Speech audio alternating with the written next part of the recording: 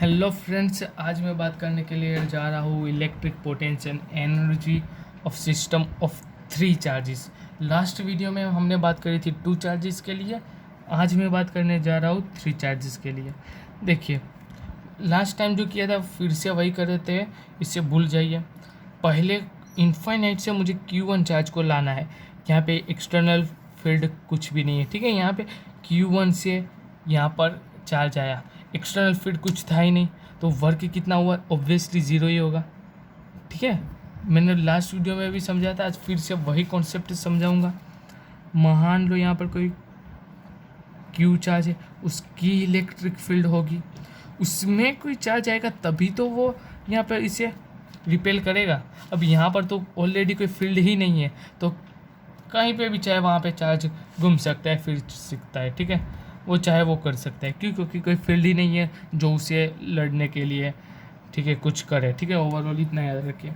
तो ये थी Q1 आ गया, चले बहुत बढ़िया, जिसे वर्क डन कुछ नहीं किया, ठीक है, मतलब वो हो गया ज़ीरो।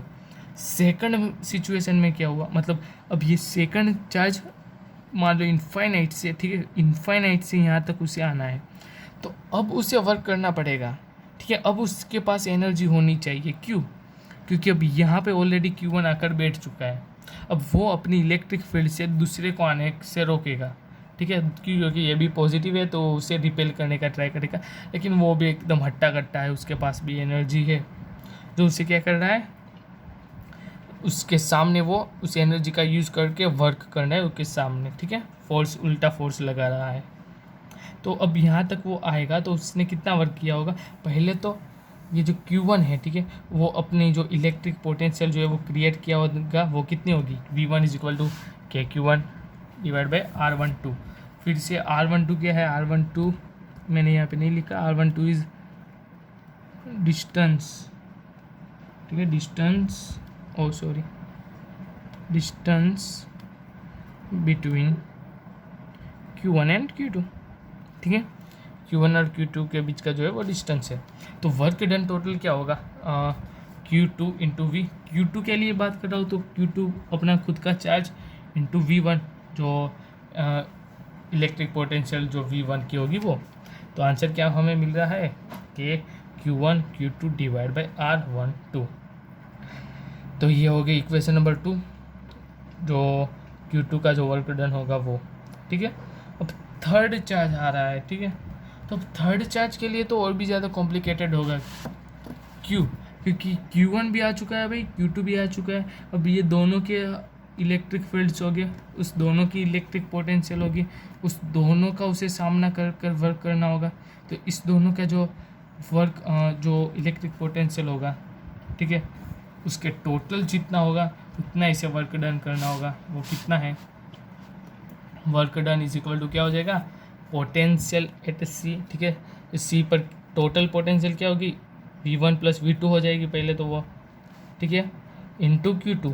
अब V1 मतलब, अब ये इसकी बात नहीं कर रहा हूँ, ठीक है, ये V1 थी, अब मान लो V डैश, ठीक है, मतलब A टू B, ठीक है, इस दोनों का क्या होगा? पोटेंशियल, इलेक्ट्रिक पोटेंशियल हो जाएगा KQ1 distance divide by R13 हो जाएगा, ठीक है ना, distance between Q1 and Q3 जो मैंने यहाँ पे लिखा हुआ है।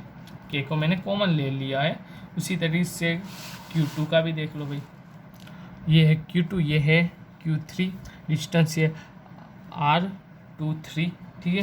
तो वो क्या हो जाएगा? KQ2 divide by R23। ये थी इलेक्ट्रिक पोटेंशियल, ठीक है। यहाँ पे चाहो तो लिख सकते हो, जो मैंने यहाँ पे नहीं लिखा, तो V1 dash plus V2 dash, और इस टोटल जो इलेक्ट्रिक पोटेंशियल था उसके मल्टीप्लाई बाय Q3, ठीक है। Q3 अंदर चला गया तो हमें क्या मिल गया भाई? ये इक्वेशन मिल गई, ये थी इक्वेशन नंबर 3, जो वर्क W3 था, ठीक है, work done of third charge Q3, ठीक है। तो टोटल अब हमें इस पूरे सिस्टम का जो वर्क डन है वो कितना होगा? जितना वर्क डन होगा उतना ही इलेक्ट्रिक पोटेंशियल एनर्जी, ठीक है ना। क्यों? क्योंकि वर्क कितना करना पड़ता है, अब जितना भी उसे वर्क करना होगा उतनी उसके पास इलेक्ट्रिक जो पोटेंशियल एनर्जी है वो उतनी उसके पास होनी ज़रूरी है। इस तीनों को इन्फाइनाइट से यहाँ तक आना था, तो उसके सामने उसको उतनी इलेक्ट्रिक पोटेंशियल होनी ज़रूरी थी। तो इसका जो टोटल वर्क होगा उतनी उसकी टोटल पोटेंशियल एनर्जी होगी। ठीक है, ये बात तो क्लियर है। तो चलिए यहाँ पे क्या हो जाएगा, U is equal to Q1 plus Q2 plus Q3। Q1 था 0, ठीक है, जो हमने ऊपर बात की वही। Q2 जो हमें ये मिली कि Q1 Q2 divide by R12।